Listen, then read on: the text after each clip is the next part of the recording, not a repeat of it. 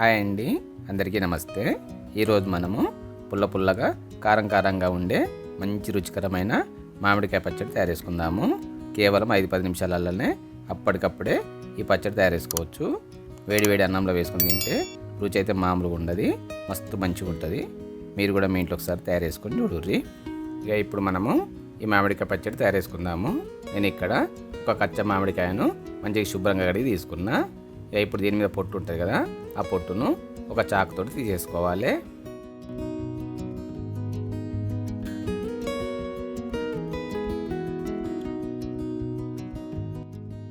ఈ మామిడికాయ పొట్టు తీసేసుకున్నాం కదా, ఇక ఇప్పుడు ఈ మామిడికాయను ముక్కల్లాగా కట్ చేసుకోవాలి.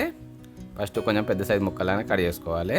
పెద్ద ముక్కలు కట్ చేసుకున్నాక వీటిని చిన్న ముక్కలుగా కట్ చేసుకోవాలి. ఈ చిన్న ముక్కలాగా కట్ చేసుకున్నాక వీటిని కొద్దిసేపు పక్క పెట్టుకోవాలి.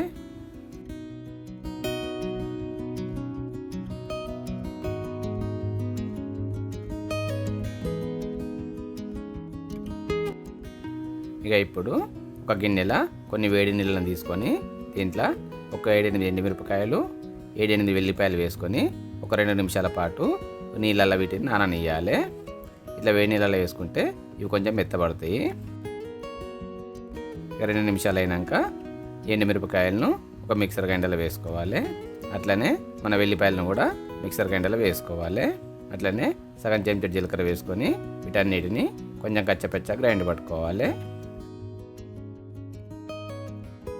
ఇక మిరపకాయలను గ్రైండ్ పట్టుకున్నాక ఇప్పుడు దీంట్లో మనం కట్ చేసుకున్న మామిడికాయ ముక్కలు, కొన్ని ఉల్లిపాయ ముక్కలు, రుచి సరిపడినంత ఉప్పు, కొంచెం పుదీనా వేసుకొని వీటన్నిటిని కచ్చపచ్చగా గ్రైండ్ పట్టుకోవాలి. ఇంతే, మనకు పుల్లగా కారంగా ఉండే మంచి రుచికరమైన మామిడికాయ పచ్చడి తయారైపోయింది. చూసారు కదా ఇంత తొందరగా అలకగా అయిందో. వేడి అన్నంలో ఈ పచ్చడి వేసుకొని తింటే రుచి అయితే మామూలుగా ఉండదు, మస్తు మంచిగా ఉంటుంది. మీరు కూడా మీ ఇంట్లో ఒకసారి తయారు చేసుకొని చూడుర్రి.